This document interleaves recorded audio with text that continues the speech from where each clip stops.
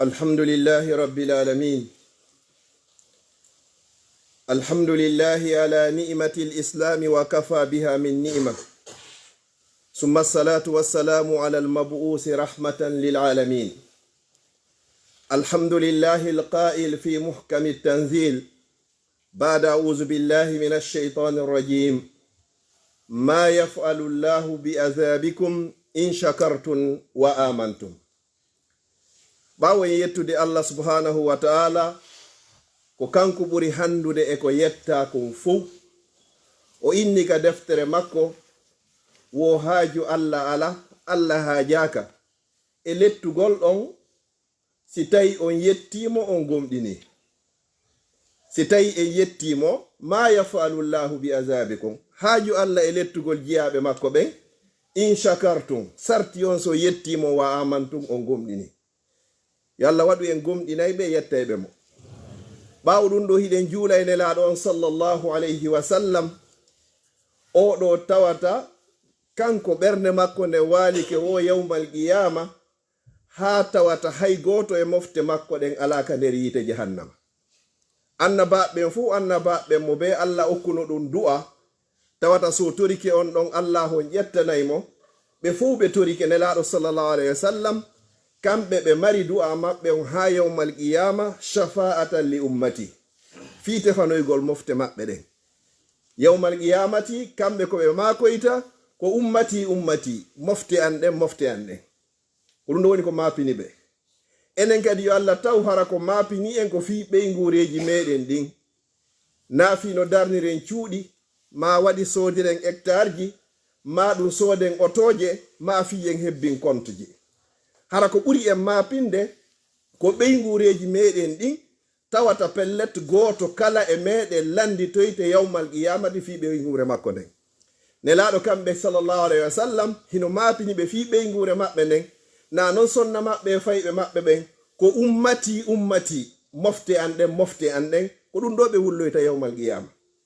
Allah subhanahu wa ta'ala o maki non, o dalani honno nelaɗo sallallahu alayhi wa sallam: sanurdika fi ummatika ya rasulallah, mi weltinoyte e mofte an ɗen e mofte maɗen inchallah, luttoytaka nder yiite jahannama kala tawayɗo ko fotata e gabbun zarra e imanu hara hino e ɓernde makko. Yo Allah danne yiite jahannama. Ɓaawo ɗum ɗo hiɗen juula e kanko ɓurnaɗo tagge fo ngon sallallahu alayhi wa sallam, tawata sa juuli e makko nde wotere Allah juula e ma nde laaɓi 10, kanko e sahabaɓe makko ɓen fof e dendangal ɓeygure makko nden e wonɓe lawol ɓeɗo ila yawmil qiyama. Sahabaɓe makko ɓen ɓe fof maɓɓe mofte Muhammad sallallahu alayhi wa sallam.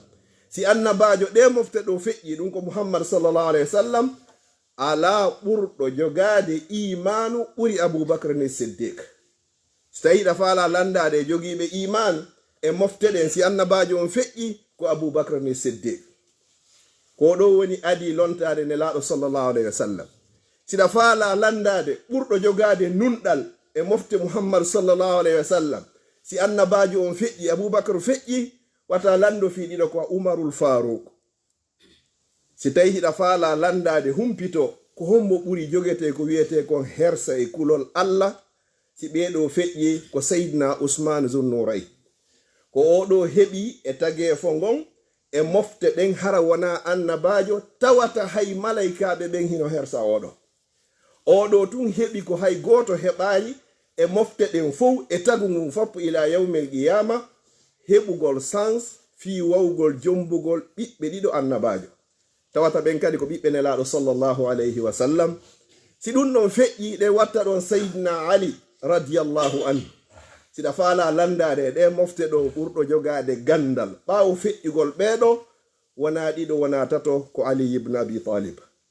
Yo Allah moɓidiro en e ɓeɗo noon ko hombo woni karamo ko maɓɓe ka iman Abubakar, ko hombo woni karamo ko maɓɓe ka nunɗal Sayyidina Umar, ko hombo woni karamo ko maɓɓe ka hersugol Sayyidina Usman, ko hombo woni karamo ko maɓɓe ka gandal ko wiyeteɗo Muhammadun sallallahu alayhi wa sallam. ɗen toro Allah yo Allah oɗo yo tefanoy e yawmal qiyama. ɓaw ɗum ɗo feƴƴi se yetti Allah en duwani kenalaɗon e sahabaɓe makko ɓen, ko watteten ɗon ko mawɓe meɗen ɓen. Yo toro Allah yo Allah yaafo fatiɓe ɓen. yeru luttuɓe yalla ɓoynude en e maɓɓe. Sayyid abdullah ibnu abbas ala hay e goto sahaba ɓen ɓurɗo andude firo alqur'an ɓuri mo kanko. O landano ko gollal hongal ɓurata naɓugol goɗɗo aljanna. O indi kanko yeru ko o ƴelliti kon, yeru ko o andi kon, gando fof gando si wolay ko non wolirta, yeru ko o humpiti kon, o anda gollal moƴƴal ngal goɗɗo gollata naɓaygol mo aljanna ɓuri ɗiggangol nene baba. Yo Allah arsiko en. Yeru wonɓe ƴaggande moɓɓen toriki Allah yo Allah arsikoɓe ɓe rutto. Yeru ɗoftiɓe yo Allah hon duminɓe muɗum, yo Allah hon arsiko heɓugol duwaji maɓɓe barkiji maɓɓe ko adi lawade. Ɓawo ɗum ɗo musidɓe julɓe tedduɓe, yewtere annen ko nde yiiloto suumaye feƴƴi, yo Allah taw hara en fof e rinɗinama e natugol yiite. Jon non ko honno goɗɗo wawata tabitirde ɓawo suumaye on wano o tabitirno e nder suumaye. Ko piiji ɗiɗi. Si a duumiki e ɗin ɗon, Allah subhanahu wa ta'ala waɗay ɗin ɗon sabu ko tabintimma wano wonirnoɗa non ka nder lewru suumaye. Kono ko adi ɗum ɗon haray no woodi musidɓe meɗen moko baaɓe meɗen ɓe wonduɗe nga buy hino tori du'a, moko baaɓe meɗen immode jooɗode ka juulirde ɗo hino torani du'a sukaɓe julɓe ɓen fof ɓe wowluɗen inde muɗum en wolari inde muɗum. O tawa e maɓɓe suka men goto maketeɗo Muhammadul Amin himo jogi soñja moƴƴa moƴƴa ka ɓandu e ka wonki.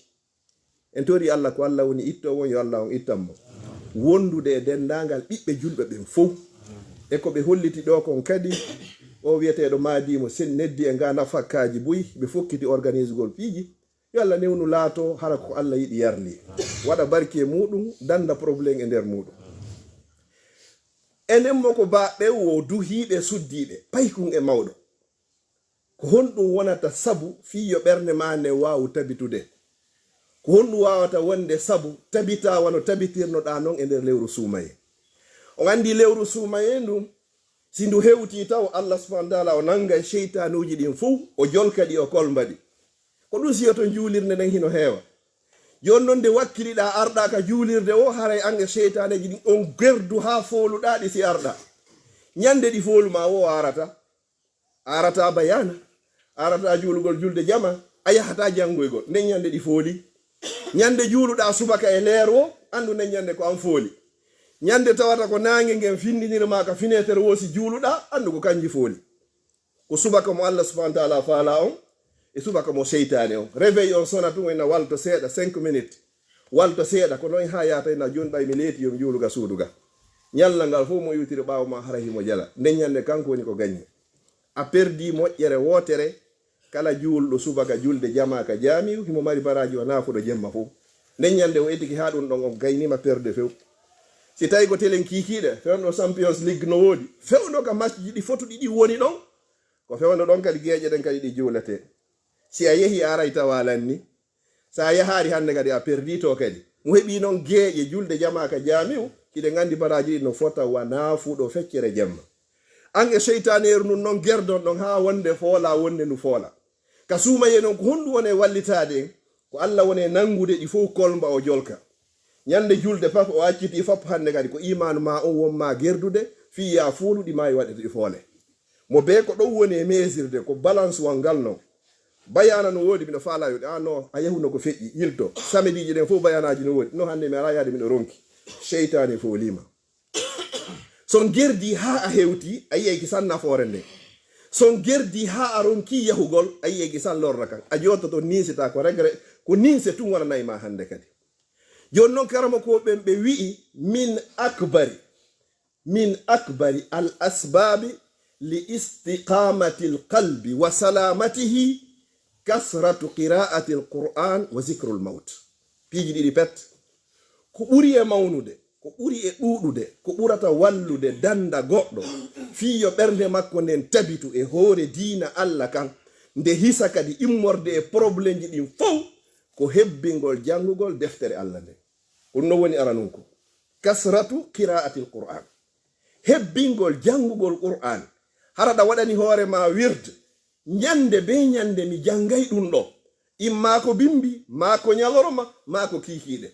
ɗuuɗi fanɗi kono wata manku tun ñande ɓe ɗum ɗon a waɗay ko ɗum wiyete wirde ko wiyete wirde ko tawata ɗum ɗon hiɗa duumi e muɗum a mankinta jon noon fiyo ɓernde ma nden hisu konnagu e kori kori iwa ton paw ko hebbingol janngugol deftere Allah nde ko fi hon ɗum nelaaɗo sallallahu alaihi wasallam ɓe maaki hadisul qudusi mo Allah daali wo ahlul qur'ani hum ahli wa khassati wo yimɓe janngayɓe alqur'ana ɓen ko ɓen woni yimɓe Allah ɓen ko ɓen woni fedde Allah nden ko ɓen woni parti Allah o jon noon sa wonari ka parti Allah ko honto wonta ka parti cheytan fiino ya wonu ka parti Allah ko ya hebbin janngugol deftere makko nden fodde hiɗa janngude qur'an an e Allah hiɗo yewtude Allah no yewtude ko woni ko jenti jon noon fodde hiɗa ɗum noon iblisa wawatama folude cheytane wawatama folude ɓernde ma nden tabitay e hoore iman on yiɗa kadi waɗugol gollal moƴƴal fi honno hara hiɗa anditude hiɗa yiwde qissaji feƴƴunoɓe halkanoɓe hiɗa yiide qissaji wannoɓe moƴƴereji tawata ko aljanna woni ko ɓe yoɓa hiɗa yiwde kambaji mo waɗi ko yiite yahata hiɗa wadde toon kadi hiɗa yiwde fotoje tawata mo waɗi ɗen noon kadi ko aljanna yahata si ɗum ɗo hino fillinnade e maɗa sono be sono sa'i be sa'i ɗum ɗo wallete fiya tabitu e hoore iman on wano wonirnoɗa noon ka lewru suuma e nelaɗo sallallahu alaihi wasallam ñande goo sahabaɓe goƴoɓe yeggiti wiyeteɗo Hanzala o fottuno e sahabaji o yini wo o woni nafiqijo o yini ko honɗum waɗi woosi miɗo jooɗi ka nelaɗo sallallahu alaihi wasallam hino waajede qur'an no janguede wo haray imanu an on hino ƴewi wo kono simi yalti ɗon joni mi yehi mi fijidi e rewɓe mi fijidi e paykoy ka yaasi mi wowli piiji ɗin fof naati Facebook e siga ɗin piiji wo haray mi yeggidi fof no mi wonirno to ɓeyni maygi sallanno e ɗe nelaɗo sallallahu alaihi wasallam ɓe landi nelaɗo sallallahu alaihi wasallam nelaɗo maki sa'atum fa sa'a woosi tawi hara hiɗo woni rayno ka yaasi ma ka cuuɗi ma kala ka yawno ɗon wano wonir toon noon so tawi hiɗon ka an ɗo la safahatukumul malaikatu ala turqat o malaika ɓen on salmodira ene maɓɓe hara hiɗon seppude ka hoore laawi ɓeni bal sa'atum fa sa'a wonde on tigi hino ya fowto seeɗa kono fiyonde tabitu tigi tigi on ko be duumoɗa e janngugol deftere Allah nden bimbi e kiikiiɗe jemma e ñalorma waɗana hoorema ko wiyete ko wirdu programme simi salmini subaka mi ɓannay deftere no mi heɓa sengo woto pet fanɗa page goto ƴeddatama 3 minutes continua haysi tawi hara ko on ɗo heɓuɗa e nder ñallal ngal a wo paringal wona noon fere sa salminoyi fana a heɓi page goto a salmini alansara a heɓi page goto futuro waka zalik geeƴe kadi waka zalik ñallal ngal a heɓi jusu goto timmuɗo e nder lewru ndo nga tippini qur'an o ɗum ɗo hay ɗuuɗa hay hunde sa yaltiɗo joni yewgol ƴettugol tram ma métro ma bis hewta tawa kum feƴƴi yaltin téléphone ma waɗa ɗo ni e nder 5 minutes tawi kum arta ma e nder 10 minutes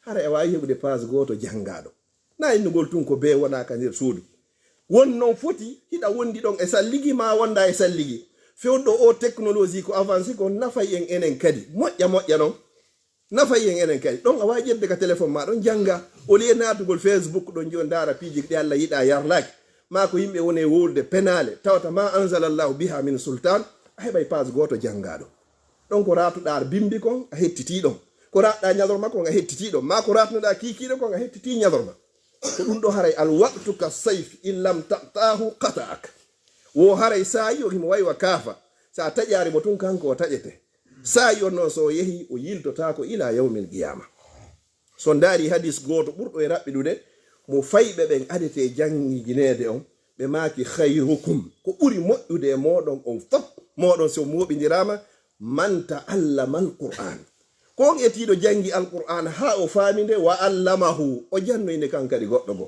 wo ko ɗo ɓuri e moƴƴude jon noon an jango won hiɗa tawa e parti Allah on e feddi Allah nden ko an woni ko Allah mantoroyta yawmal qiyama ko eru embere no jangireyɗa qur'ana wo ko noon towiroyɗa kadi ka aljannaji kadi yo Allah waɗi en jangoɓe alqur'an so daari neɗɗo jannowo qur'an neɗɗo waajotoɗo neɗɗo andinayi ɓe yimɓe ɓe diina nelaɗo sallallahu alaihi wasallam ko honɗum e maaki wa innal alima no gando karamokojo jannayɗo la yastaghfiru lahu no toro Allah yo Allah o yaafomo man fi samawati dennagal ɓe wonɓe ka kammuli wa man fil ardi dennagal ɓe wonɓe ka leyɗele wo wa hatta al hitanu fil bahar hay liƴƴi ɗi wonɗi ɗin ka nder ndiyam ɗo torade Allah yo Allah yaafo oɗo neɗɗo fi hon ɗum koko o rondi kon koko o jogi kon sa yi sifa ɓe ko hanaɓe teddinede neɗɗo fuu no yiɗi heɓugo sifa ɓeeɗo yalla hokkore fayɓe hunjiɓe qur'ana e sunna.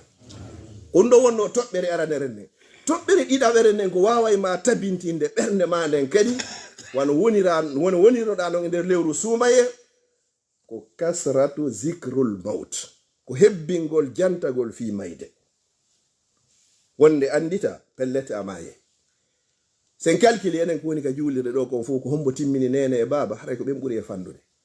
Andita pellet ko baba jibinilam mi wondi ha tawi mi falaka yo men seedo. Yehi ha nyande go goɗɗum ari ɗeɗɗiɓe ɗeɗɗere nde wawari heƴude tawi ko beɓe yaha. Tawi mi mara feere hay e hunde sina yo mi yewmi jesa ngayka ha ka lugga mi ƴetta baba ma nena jibinɗo lan on mi watta mo nder ton mi ombita. Tawata ko be mi waɗa ɗum ɗo. Ene ko honɗum nabi o ko sabu bakkatu la ko ɓayimo moƴƴi la fa iza jaa ajaluhum la yastaakhiruna sa'atan wala yastaqdimun. Si yehi ha timmi pellet ko be on tigi yaha. Andita ko Allah daali kon minha khalaqnakum, ko e ndi leydi woni ko men tagi on, wa fiha nu'idukum, ko ton kadi woni ko men ruttata on, wa minha nukhrijukum taratan ukhra, ko ton kadi men yaltintinnoyta on. En fof kaka leydi iwɗen ko ton woni ko hooteten, ko ton kadi woni ko yaltoyten. Andita ɗum ɗo pellet nyande go aray ko honde tuma non ko joni o mi anda, ko bimbi ko nyalorma mi anda. Ene yeetotorande hino ara wallahi yeetotako la. Qul innal mawta allazi tafirruna minhu fa innahu mulaqikum. Mayde nden hiɗen doga tun si innama ɗum ɗo waray goto ɓe mbaɗotako ton hiɗen doga tun hiɗen dogude hiide dogude ɗaɓɓita en koni ha nyande go fotten. Si fottama ɗon non haray lanni si a anditi ɗum ɗo kadi a ɗuytay fi aduna e ɓernde ma. Tawno so tawi ala anditude a maye ko ya moɓu tun jawdi. Si jawdi ni suti kama ndaari jawdi ni ko honno ndi ardi ndino dagi kandi dagaki. Andu pellete a accandi ko si ndi lanna e juuɗe ma hiɗa wuuri ma a lanna e accandi hindi lutti pankare mayri on kadi fof tawoyo ma ka gabru ma wattan hakkil ko wonɗa moɓude kon. Ko ɗum woni wa tajma'una al mala hiɗo moɓa jawdi ko tawata on ñamata wasa tus'aluna anhu yawmal qiyama. Foppu kadi a landitoroyde fi mo ɗo yawmal qiyama. Nelaɗo sallallahu alayhi wa sallam e maaki hadith lan tazula qadama abdin yawmal qiyama hatta yus'ala an arba. Hay goto e meɗen ndeya teppere tawoyta ndeya hatuma nde o landa fi piiji nayi no tawa e muɗum jawdi ma nin ko honto ndi heɓi ko honto kadi woni ko ndi dépensa. Si tawi goɗɗum fuɗɗiki arde ka ɓernde ma konnago e haasidankako fi waɗugol goɗɗo andi to wendema pellet fasa tus a landitoyde yawmal qiyama. Allah daaliga deftere makko ma yalfisu min qawlin illa ladayhi raqibun atid. Andu kala kongol ma kuugal ko huuɗa a landitoyde fi muɗum yawmal qiyama. Buy e meɗen ɗo komo ɓurɗa añude on moɓoyta moƴƴi maɗin fof yawmal qiyama. Ko inde makko ñallirta, ko ɗum hirirta, ko ɗum weetirta. Sikka noon hiɗa añimo wallahi haray ko an ɓurimo yiɗugol. Ko juulata e ko horata e ko hajjuɗa e ko waɗɗa umra fof ko o sikkuɗa ko gaño ma ɗo hettoyta yawmal qiyama. Ɓay Allah daaliga deftere makko wa ma rabbuka bi zallamin lil abid. Haqqullahi yufa wa haqqul ibadi la yufa. Ko waɗɗa Allah ko ngayni Allah accanan ko moƴƴo o accante. Amma ko waɗidirɗen kon hakkundeji meɗen sey yafondirari ga yawmal qiyamati yafondirangal ko hakkunde moƴƴi e bonti. Allah o ño'ilam o feni e hoore am o bonni inde am. Allah miɗo landitima yo jonni tan haqqe an on ɗum ɗon ƴette e moƴƴi maɗin ko juuluɗa ma ko horɗa o ƴette e jonne. Ndaari non joni mo añunoɗa on hande kadi moƴƴi maɗin ko o yadata e muɗum. Ko ɗum si imamu Shafi'i rahimahullahu ɓe maki wo kamɓe ɓe ño'ata hay e goto e tagefa ngo. Si tawi kadi la budda feere wo ala be ɓe ño'a goɗɗo ɓe ño'a yumma maɓɓe jibinɓe ɓe ɓen. Talibaɓe fof ngalɗi onon ala mo ño'on sina yumma mon ɓe maki hi hara si moƴƴi an ɗin ƴettoyde ɓayle pellet si mi ño'i goɗɗo mi wowli inde goɗɗo ko mettatamo e ɓaawo makko mi yoɓitoye yawmal qiyama miɗo yiɗi hara ko yumma an hendoyto ɗum ɗo wona goɗɗo go ɗulle hay yumma an mi ala e ño'ude. Mi toriki Allah subhanahu wa ta'ala yo Allah tabinti en hoore diina makko kan. Mi toriki Allah yo Allah duumi en hoore deftere makko nden yo Allah waɗu en jangayɓe alqur'ana bimbi e kiikeɗe. Min toriki Allah ɓe sukaɓe meɗen tawata hiɓe jogii soñjaji fof toriki Allah subhanahu wa ta'ala yo Allah hon ittabɓe. O Muhammadul Amin landiɗo en du'a ɗen fewtina e makko ha hewta sukaɓe luttuɓe fop yo Allah okkorɓe peewal ka ɓernde yo Allah hon tabintinɓe hoore ko Allah yiɗi yarli. kala tawaydo ɓiɗɗo julɗo hino ɓoyli ko wawi fewnude wo ko Allah fewnata yo Allah fewnange yo Allah fewnu ɓiɓɓe julɓe ɓe wona o fewnirno Al-Hasan e Al-Husayn toriki Allah subhanahu wa ta'ala yo Allah okkore ɓuttu ɓernde wona o okkoniro nelaɗo sallallahu alayhi wa sallam yo Allah wurno en haka gurdam moƴƴani en ɗon ñande tawata ko laakara yo Allah o ƴettitu e nden ñande aqulu qawli hadha wa astaghfirullah li wa lakum fastaghfiruhu innahu huwal ghafurur rahim.